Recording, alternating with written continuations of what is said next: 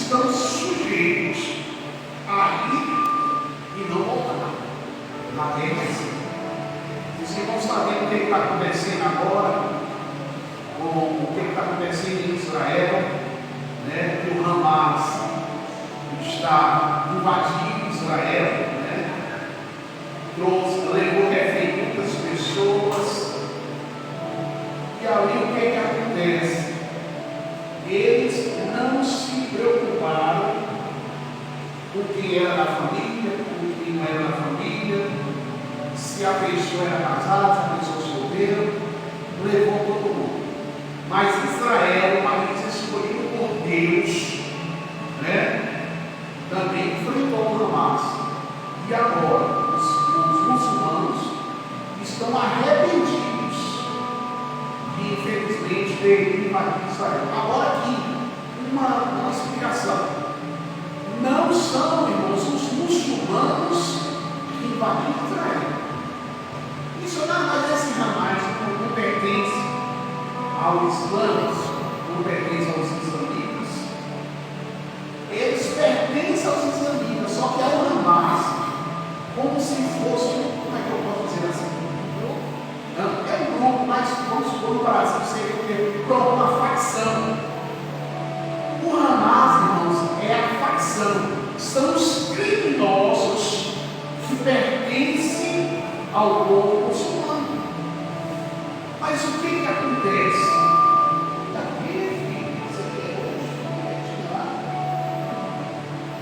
O que acontece? O Hamas, que são, infelizmente, as pessoas que não tinham boa família, foram eles que invadiram Israel. Não foi bem os muçulmanos, né? Mas vamos lá. Mas nós não queremos falar desse tipo de medo. Nós queremos falar de outro tipo de medo hoje. Nós já falamos, eu não sei se os irmãos se lembram, mas nós já falamos anteriormente aqui sobre o medo dos inimigos, né? O medo de guerra, dos inimigos. Mas hoje nós vamos falar sobre o medo que às vezes não é real. Ele está mais na mente das pessoas do que na realidade. Como assim, missionário? Eu vou perguntar para você. Você tem medo de quê? Manelão, eu separei esse negócio aqui. Eu separei um presente para Manelão, é para me dar hoje. Não deixe de esquecer. Você não deixa de esquecer, não. Manelão me respondeu uma coisa aí que eu prometi dar um presente para ele. Mas então eu perguntei, você tem medo de quem? Da guerra. Manelão tem medo da guerra. E outros outros têm medo dele. Todos nós somos sujeitos a isso aí. Todos nós estamos sujeitos a ter medo. O medo, na realidade, ele surge quando nós sentimos incapazes de resolver alguma coisa. Por que missionário medo vem? Porque a gente se sente, irmãos, incapaz de resolver o problema. É por isso que o medo vem. Mas será que sentir medo é uma coisa tão ruim assim? Depende.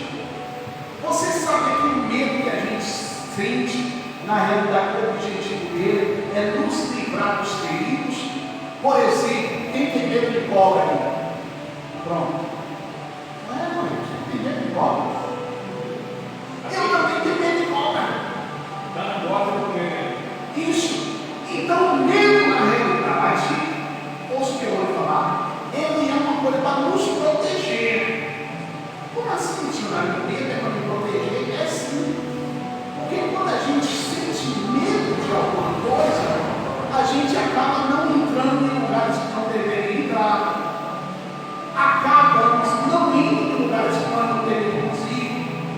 E acabamos também não entrando em situações que nós não devemos entrar. Deixa eu ver se isso é.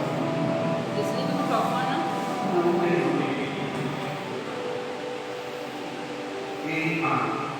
É talvez você. Então o medo, irmãos, Fica melhor. o medo na realidade, de certa forma, ele serve para nos proteger. Mas existe medo também, como eu falei para os irmãos, que não faz muito sentido.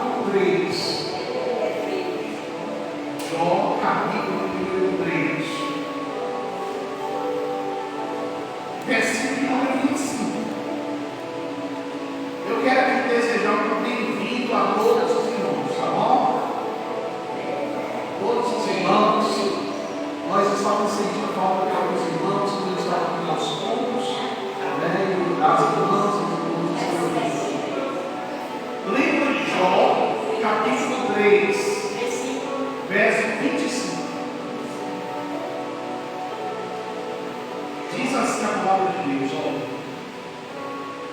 Exatamente aquilo que eu mais temia desabou sobre a minha cabeça, e o que mais me dava medo veio para me assombrar. Eu vou repetir de novo. Exatamente aquilo que mais eu temia desabou sobre a minha cabeça, e o que mais me dava medo me assombrou. Deixa eu ligar esse microfone, tá? Esse aqui está bem. Os irmãos entenderam esse texto? Eu vou repetir. Exatamente aquilo que eu mais temia desabou sobre a minha cabeça, e o que mais me dava medo veio a me assombrar. Irmãos, quem foi que falou isso? Missionário Mário está proibido agora de falar, porque missionário Mário pode falar.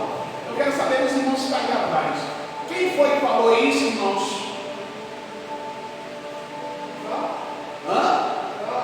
Será?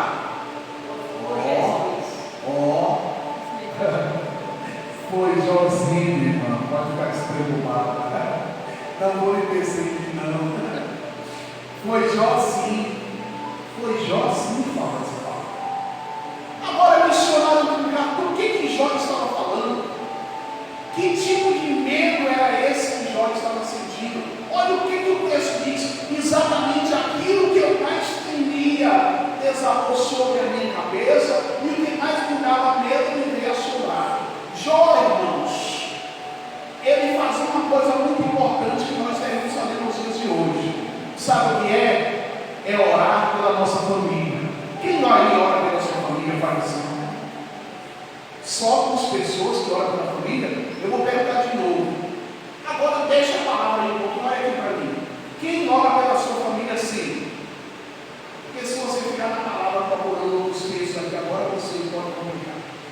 O que Jó fazia? Segundo Jó, capítulo número 1, não precisa você abrir aí não, eu vou citar aqui o texto para você. Segundo Jó, capítulo número 1, versículo 5, Jó, todos os dias, ele se preocupando com os filhos, ele ofereceu um sacrifício a Deus. Olha, Jó capítulo 1, verso 5, ele diz assim, ó, assim que passava o período das festas e banquetes, Jó os mandava chamar. Deixa eu explicar para os irmãos antes aqui.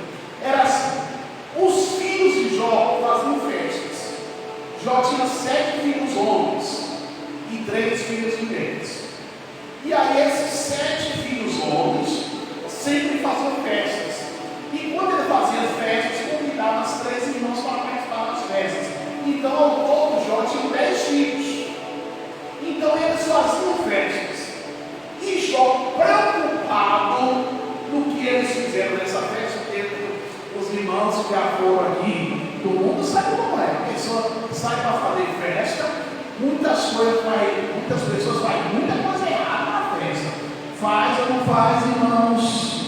O pessoal sabe picareta, faz muita coisa errada ou não faz, irmãos? Faz.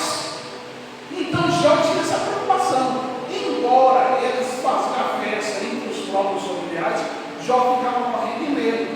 Vai que eles fizeram alguma coisa errada. Então a Bíblia fala que assim que passava o período das festas, dos banquetes, Jó os mandava chamar e fazer com que os santificassem por meio dos ritos e purificações.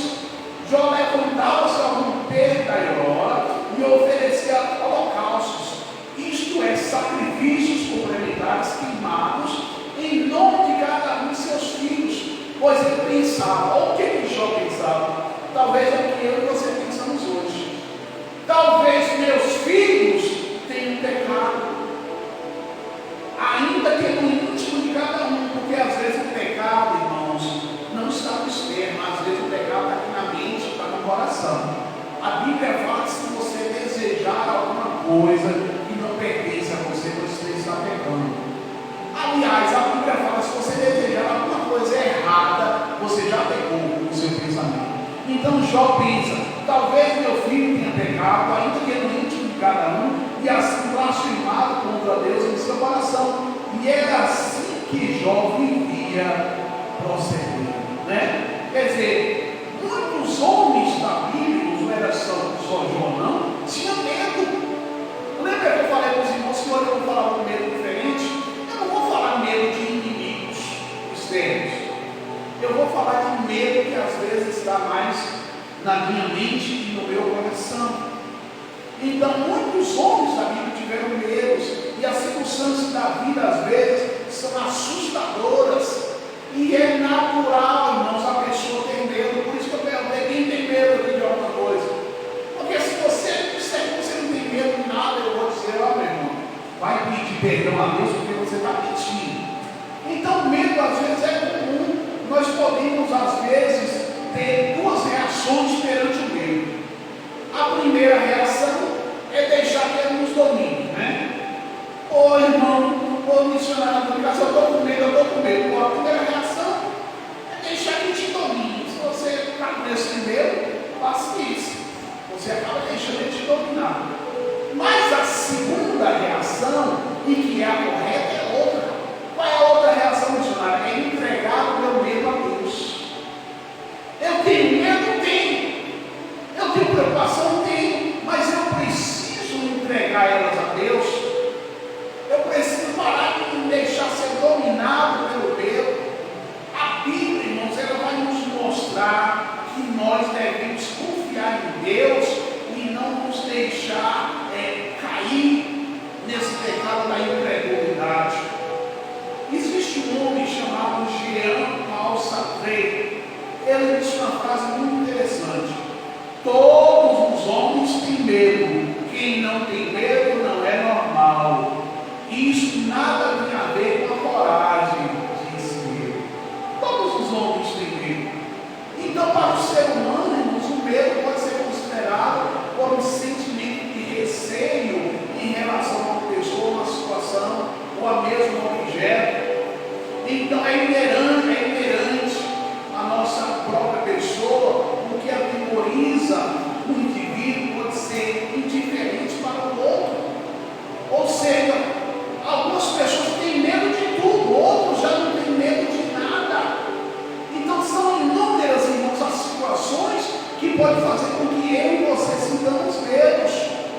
Mas as pessoas, ouça aqui com bastante atenção nisso. Olhem para mim aqui. As pessoas que entregaram o medo a Deus, podem ter certeza, eles vão ter vitória. Eu vou novamente repetir: se você entregar o medo a Deus, você vai ter vitória. Lembra esse texto que nós vimos de Jó? Jó capítulo 3, verso 25. Homem de Deus. A Bíblia fala que o homem, Jó era um homem justo, íntegro, temente a Deus, que se desviava do mal. Qual a característica? Qual são, irmãos? Homem justo, íntegro, temente a Deus, que se desviava do mal. Quer dizer, Jó era um homem para nem ter medo. Porque sou homem justo, sou homem íntegro, sou homem temente a Deus. Não tem que eu ter medo, missionário do Carlos. Mas é exatamente aquele que mais, olha o que Jó falou, o que eu mais temia desabou sobre a minha cabeça, e o que mais me dava medo veio me assombrar. Jó tinha medo, perdeu 10 filhos, irmãos. Jó não perdeu um filho, não, irmão. Jó não perdeu 2 filhos, nem 3. Jó perdeu os 10 filhos. Jó perdeu todas as suas riquezas. Jó perdeu tudo que ele possuía. Os irmãos já viram eu pregar aqui, parece semana passada, sobre a enfermidade de Jó, que Jó raspava com cacos de teia as úlceras, as feridas que ele tinha. Então, medo das perdas, medo de perdas. Por isso que eu pergunto: você tem medo de quê? Eu quero nessa noite dizer para você que você não tem que ter medo. Sabe por que as pessoas têm medo? De más notícias. Más notícias. Saiu na televisão, saiu na Globo Lixo, uma notícia, daqui a pouco a pessoa já bota a mão na cabeça e já desespera. Lula falou que vai fazer isso, vai fazer aquilo, a pessoa já bota a mão na cabeça e desespera. Nós não podemos ter medo de más Sabe por quê? No Salmo 5, Salmo 112, eu vou ler para você aqui, não precisa você abrir. No Salmo 112, versículo 6, diz assim: ó, o justo jamais será abalado, para sempre se lembrarão dele. Não temerá más notícias. Não temerá o que, irmãos? Aí eu tenho medo, depois que vou. Não temerá más notícias. Os irmãos ali atrás entenderam? Não temerão más notícias. Porque o Salmo diz: o justo jamais será abalado, para sempre se lembrarão dele. Não temerão más notícias. Seu coração está firme, confiante no Senhor. Irmãos, eu não tenho que ter medo de notícias que está falando lá do outro lado do mundo. Eu já estou aqui preocupado. Ah, Deus, e agora? O que vai acontecer? O feijão aumentou, e agora, Jesus? Oh, meu Deus! Oh, meu Deus, o gás aumentou, oh, Jesus, o que é que eu vou fazer? Tem gente que tem medo de tudo. E aqui eu quero te dizer, eu quero te falar uma coisa. Deus, às vezes, vai te provar. Não entendi, missionário, por acaso, eu vou te explicar. Sabe como que Deus vai te provar? No livro de Êxodo, capítulo 20, versículo número 20, está escrito assim, ó: Moisés disse ao povo: não tenha medo, Deus veio prová-los. Deus veio fazer o que, irmãos? Fazer o que, irmãos? Prová-los. Então, às vezes, Deus permite que as situações difíceis da nossa vida aconteçam para nos provar. Moisés disse: não tenha medo, Deus veio prová-los para que o temor de Deus esteja em vocês e os livres de pecar. Lá no livro de Êxodo, capítulo número 8, versículo número 2, está escrito assim, ó: e te lembrarás de todo o caminho que o Senhor teu Deus te conduziu nesses 40 anos ao deserto, para te humilhar e para te provar. Olha aí a palavra mais uma vez, Deus provando. Prova para quê, missionário? Para que Deus me prova? O versículo continua dizendo: para saber o que estava no teu coração, se você guardaria os mandamentos ou não. Então, às vezes, meu irmão, Deus vai permitir que você passe por luta para saber o que está no seu coração. Eu já falei aqui e vou repetir: vida de crente não pode ser 100% moleza. Vida de crente não pode ser sem nenhuma luta, não, sem nenhuma dificuldade. Você sabe por quê? Porque quando a gente não tem luta, quando a gente não tem dificuldade, a gente estaciona, a gente escurece, a gente não quer saber clamar a Deus. Quando a luta vem na nossa vida, a gente sabe clamar, a gente sabe orar de madrugada, a gente sabe pedir oração, a gente sabe vir na igreja. Mas quando está sendo tudo muito bem, às vezes a gente descansa, fala assim: está tudo bem na minha vida, para que eu vou ficar clamando? Então o Senhor fala que Deus permitiu que o povo de Israel passar por luta, para saber o que estava no seu coração, se você, ele está dizendo ao povo, se guardarás os mandamentos ou não. A Bíblia continua dizendo que ele humilhou, ele te humilhou e te deixou ter fome. Ter fome não é passar fome. Ou seja, a Bíblia está dizendo que o povo de Deus permitiu que você passasse fome e te alimentou com maná que tu não conhecia, nem os teus pais sabiam, para que te faça saber que o homem não vive só de pão, mas de toda a palavra que procede da boca do Senhor. Esse vive o homem. Você não vive, irmãos, bem porque você trabalha muito, porque você guerreia muito, porque você toma todos os remédios. Não, você vive bem porque é Deus que te mantém. A Bíblia fala: tua veste não te envelheceu, nem o teu pé inchou nesses 40 anos. 40 anos o povo de Israel no deserto, peregrinando para a terra prometida. Nem as vestes deles se acabaram, porque Deus supriu a necessidade. Quando você tiver medo, irmão, como eu falei, é normal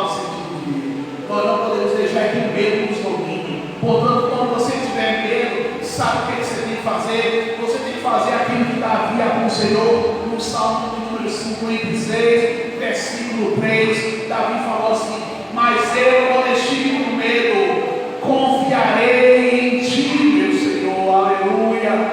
Quando você tiver medo, meu irmão, confia em Deus, não temas, porque o Senhor teu Deus é a tua proteção, irmãos. Não tenha medo. Deus falou a Abraão: não tenha medo, Abraão, eu sou o teu escudo, grande será a tua recompensa quando você estiver com medo. Sabe por que você tem que se lembrar? Você tem que se lembrar que Deus é maior e Ele está cuidando de você. Olha aí para o teu irmão, diga para ele: Deus é maior. Diga para o teu irmão: Deus é maior e Ele está cuidando de você. Amém. Aleluia. Irmão José, Deus é maior, irmão José, e Ele está cuidando de você. Peça coragem a Deus, meu irmão. Confia no seu amor. Deus vai te ajudar, irmão, a você superar o medo. Como eu falei, quem disser que nunca teve medo está mentindo. Eu não posso permitir que o medo me domine, que encha a minha mente, que encha o meu coração. Deus está com você, meu irmão, e te ajudará. Esta segurança em sua mão, na mão de Deus, Ele nunca te deixará. Deus está com você e te ajudará. Essa segurança em sua mão nunca te deixará e nunca te abandonará. O livro de Isaías, capítulo número 41, versículo número 10, diz assim: quem está dizendo é Deus. Por isso não temas, pois eu estou com você. Glória a Deus! Glória a Deus! Glória a Deus! Isaías 40, 10 diz: não tema, pois eu estou com você. Aleluia, não tenha medo, pois eu sou o teu Deus. Eu te fortalecerei e eu te ajudarei. Eu segurarei você com minha mão direita vitoriosa. Meu irmão, quem está segurando na nossa mão não é quem não possa nos levar até a vitória, não é também quem nos deixará no meio do caminho. Deus está segurando na tua mão e Ele te ajudará a vencer. No livro de Deuteronômio, capítulo 31, verso 8, está dizendo assim: ó, o próprio Senhor irá à sua frente, estará com você, Ele nunca te deixará. Eu vou ler de novo esse texto. O Senhor irá à sua frente, estará com você algumas vezes, e algumas vezes Ele estará com você. Amém, irmãos? Amém, não. Ouça o que eu vou dizer para você. Eu sei que foi como se fosse uma pegadinha que eu fiz com os irmãos. Lembra que eu falei para os irmãos que Deuteronômio 31, verso 8, o Senhor diz: Ele nunca te deixará. Aí eu fiz um teste com os irmãos. Algumas vezes Ele vai te abandonar. Não, meu irmão, Ele nunca vai te abandonar. O texto diz: o próprio Senhor irá à sua frente e estará com você. Ele nunca te deixará, nunca te abandonará. Deus não te abandonará. Talvez você diga para mim: missionário, você não sabe da minha luta. Eu não sei da sua luta, mas eu sei do teu Deus, e o meu Deus é fiel, Ele não te deixa. Amém. Deus não te deixa. Ele não tira as lutas, não. Sabe o que Deus faz? Ele passa as lutas com você. Por isso, Deuteronômio 31, 10, ele falou assim: não tenha medo, não desanime. Quando você clamar, Ele vai dizer para você assim: não tenha medo, não tenha medo. Livro de Lamentações, capítulo número 3, versículo 57, tem uma palavra dizendo assim: tu te aproximaste quando a mim clamei e disseste: Não tenha medo. Quando você clamar, Deus vai vir te ajudar. Quando você clamar, Deus vai vir te ajudar. Lembra do título da mensagem? Qual foi o título da mensagem? Medo de perder o que já tem e de não alcançar o que deseja. Tem pessoas que têm medo de perder. Esse foi o medo de Jó. E esses são o medo de muitos crentes têm. Fica com medo da inflação, fica com medo do aumento da gasolina, fica com medo da plantação do também, fica com medo do gado não produzir o que precisa produzir, fica com medo até das galinhas não colocar a quantidade de ovos que precisa colocar. Para de ter medo, fique em paz. Não sofre, irmãos, por aquilo que nem aconteceu. Para de se perturbar, irmão. Para de ficar imaginando coisa que não existe. Mães, eu sei que você tem que orar pelos seus filhos, eu sei. Mas para de ficar tão preocupado com os filhos, ao ponto que você não ter sossego, você nem dorme direito. Tem gente que nem dorme direito, preocupado com os filhos, não tem notícia nenhuma e está imaginando coisas ruins.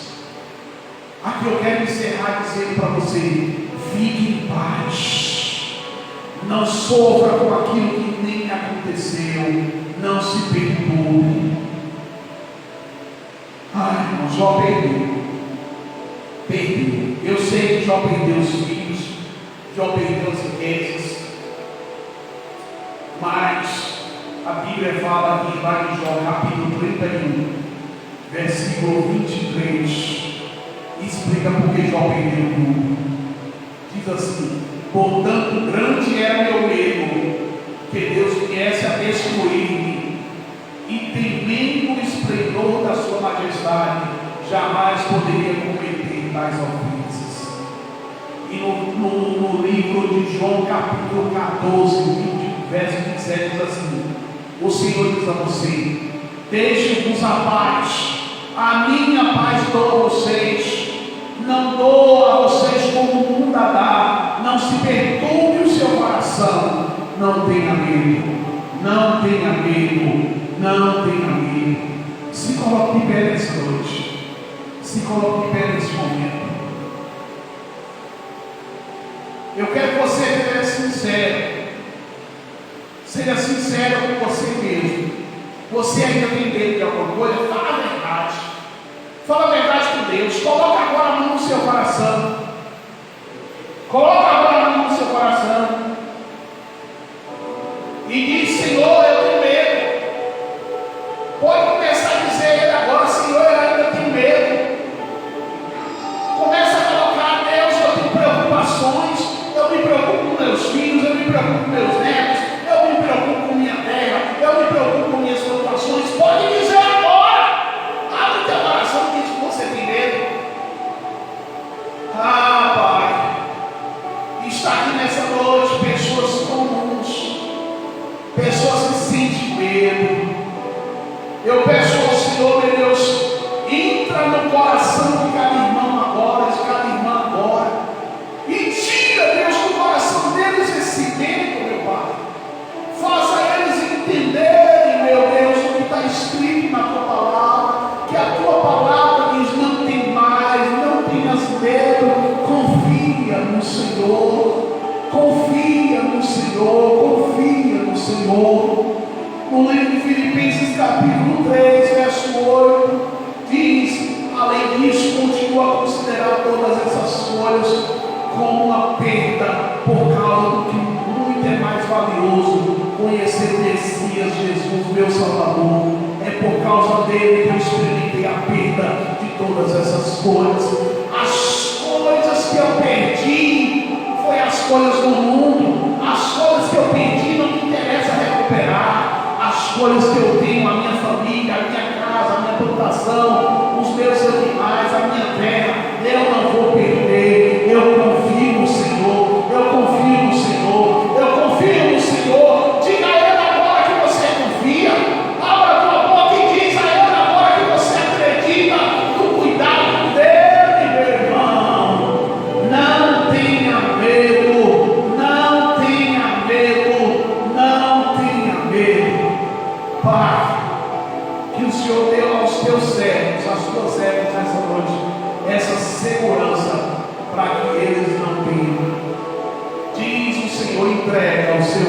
caminho ao Senhor, confia nele e o mais ele fará. Amém?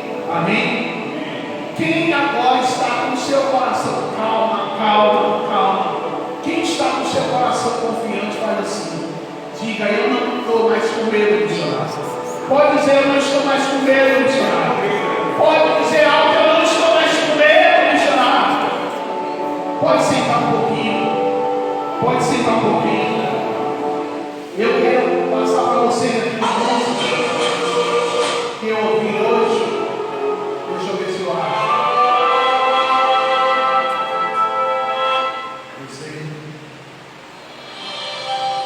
Essa música. Presta atenção na letra dessa música. Está dando para ouvir aí?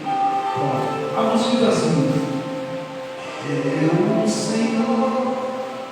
o Senhor teu Deus, te louvo pela tua mão direita, te louvo pela tua mão direita, e te digo: não temas, eu te ajudo, não temas que eu sou contigo, não te assombres, porque eu